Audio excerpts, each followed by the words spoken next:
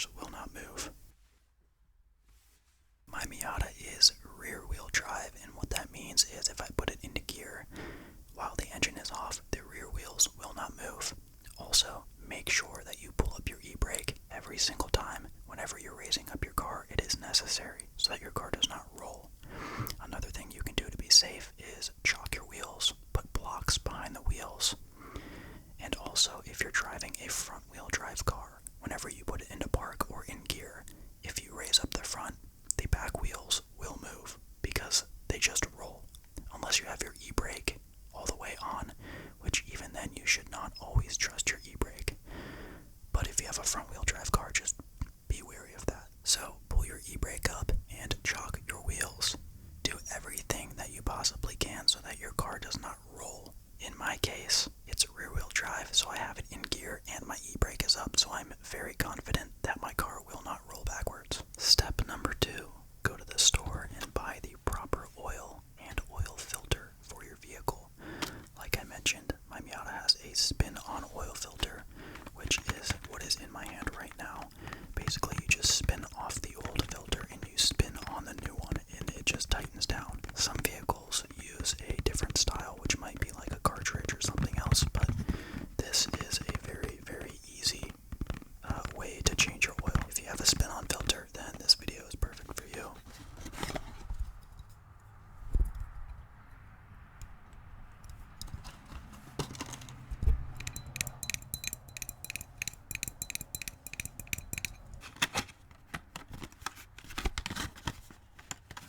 I have been using Rotella T6 oil in my Miata for quite some time, and that is the type of oil that I like to use.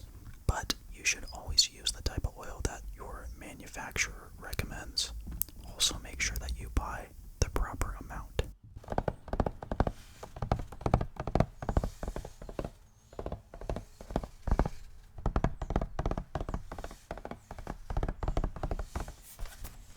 It is time to raise up your vehicle. My Miata is super low to the ground because I have coilovers on it, so it is lowered. So in my case, I actually have to raise up the rear just slightly before I raise up the front because I cannot fit a jack underneath the front without raising the rear.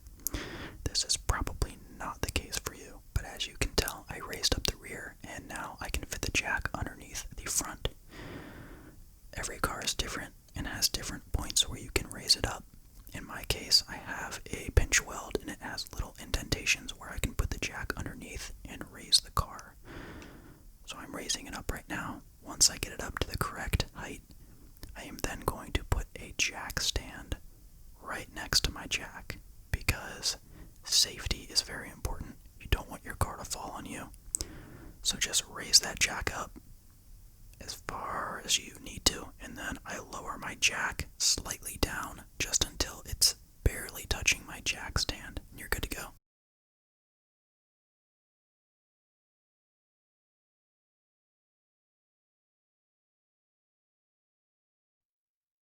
Go ahead and pop your hood.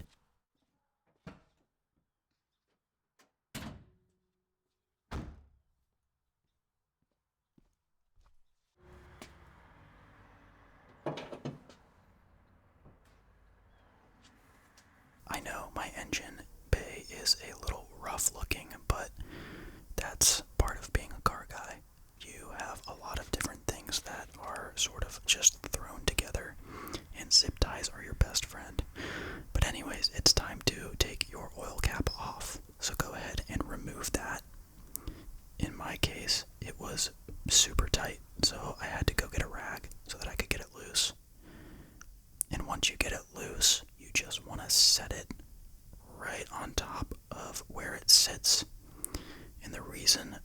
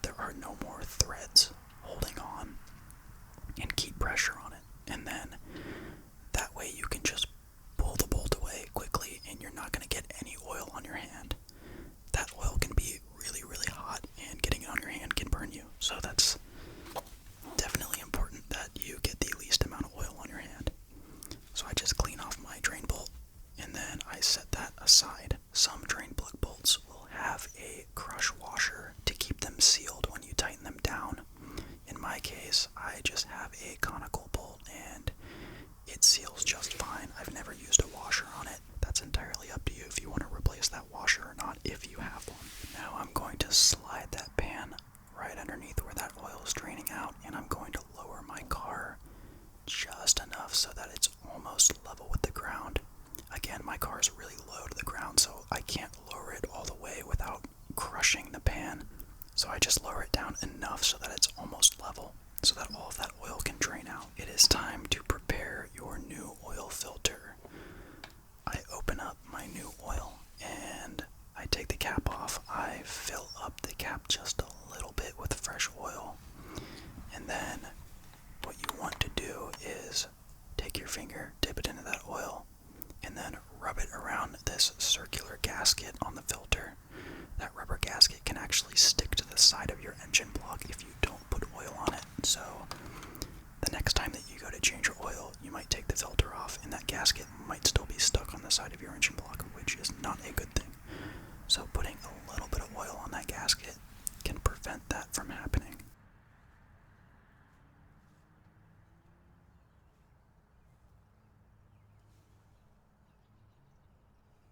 This next step is completely optional, but I do like to do it just because I think it helps. Fill up your oil filter just a little bit, and as you can tell, I filled it up way too much. Just a little bit is all you need so that that paper filter on the inside can absorb some of that oil, and when you go to start your car, it takes less time for the oil to get to all of your engine components. So it's just a little thing that I like to do, but I do recommend it. As you can see, it is good to go. So set that oil filter to the side and then go ahead and raise your vehicle back up, and remember to put that jack stand next to your jack for safety. I'm going to go ahead and remove my old oil filter now. You can see it's on the side of the engine. It's in a very unideal location and it's kind of difficult to get to. Also, since your vehicle is up to temperature and the oil is warm, the filter might burn your hand. So I went and got a glove and I just fit my hand underneath the intake manifold as best as I could, and the filter was on pretty tight. You'll sort of figure out that even if you don't put the filter on super tight after doing an oil change, when you go to change your oil the next time, it seems like the filter sort of tightens itself down.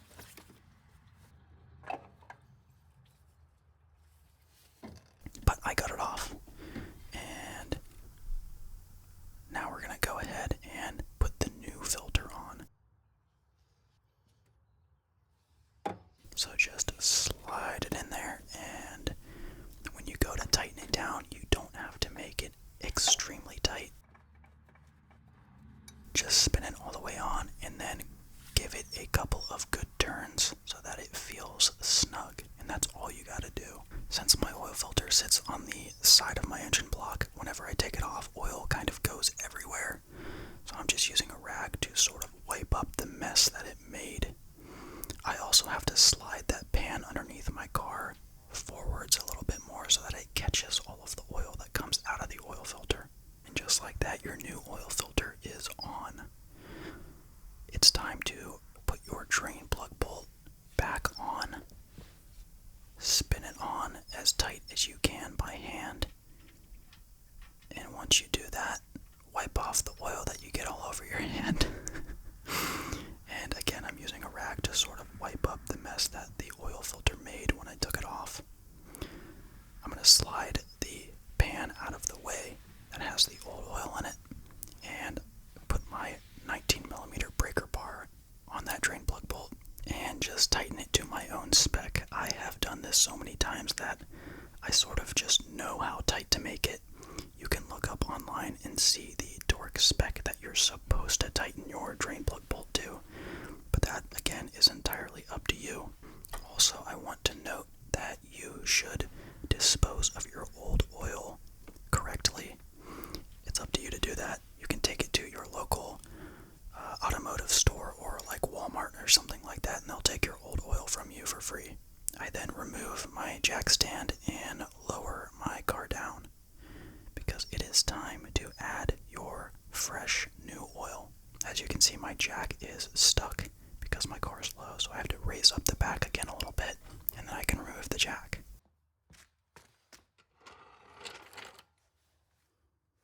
I always use a funnel whenever I'm adding in my new oil because I don't want to make a mess.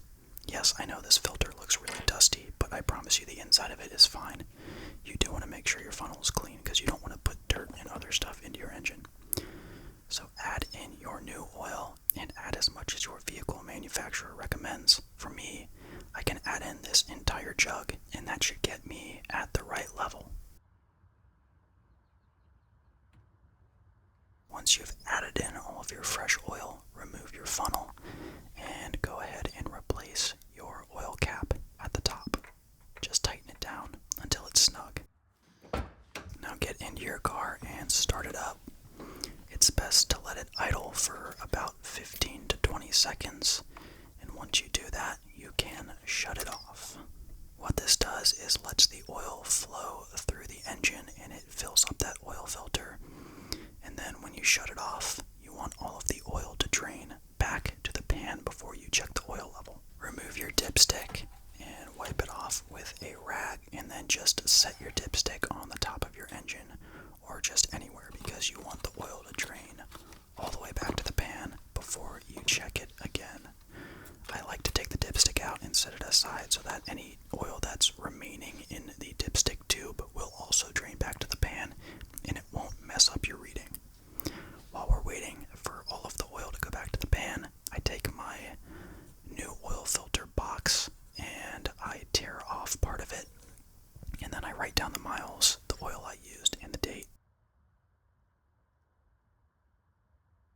Dipsticks have a full and a low mark or a high and a low mark, and you want to be somewhere in between. The closer to full that you are, the better, but you never want to exceed the full or the high mark. So I'm going to check my oil now, and we're going to see where it's at. And as you can tell, it is maybe like 2/3 of the way, so that is perfect. Now you can shut your hood because you just did an oil change on your car.